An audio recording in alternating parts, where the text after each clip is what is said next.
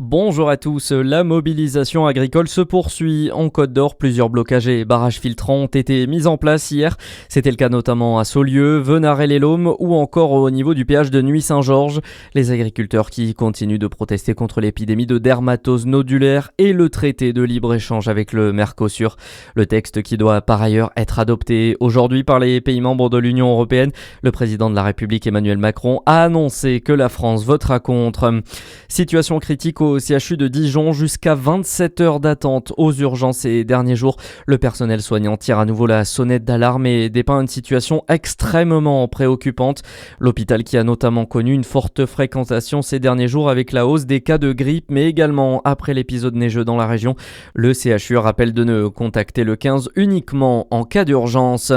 Les fêtes de fin d'année sont derrière nous et vous vous demandez peut-être encore que faire de votre sapin de Noël.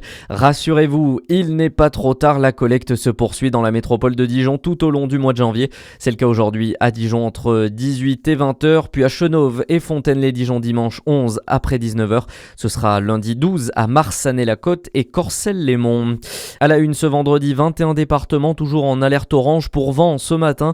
Le nord-ouest est concerné des Hauts-de-France à la région parisienne en passant par la Manche, tout comme les Landes et les Pyrénées-Atlantiques. Conséquence du passage de la tempête Goretti, tempête qui a frappé la Bretagne et la Normandie hier soir. La Manche a notamment été balayée par des vents violents avec un pic à 213 km/h. La Suisse rend hommage aux victimes de l'incendie de Crans-Montana. Une journée de deuil national est organisée aujourd'hui dans tout le pays. À 14h notamment, une minute de silence sera observée et les cloches sonneront à travers le pays. On le rappelle, 40 personnes sont mortes et 116 ont été blessées dans le sinistre qui s'est déclaré dans le bar Constellation la nuit du Nouvel An. Et cet hommage est attendu par les Suisses pour Romain Carupt, journaliste à la RTS. Ce deuil de Crans-Montana, 7 jours plus tard, est encore évidemment de toutes les discussions. Quand on se balade dans la rue, quand on écoute les discussions aux tables. Donc sans doute que ce moment est important, 14 heures, cette minute de silence, ces cloches qui vont résonner dans les églises.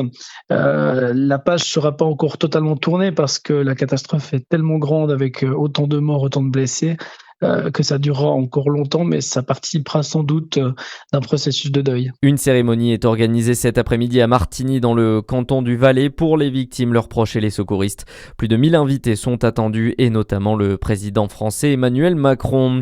Et puis c'est le rendez-vous des passionnés de pop culture. La convention Japan Paradise débarque dans le Jura pour sa toute première édition.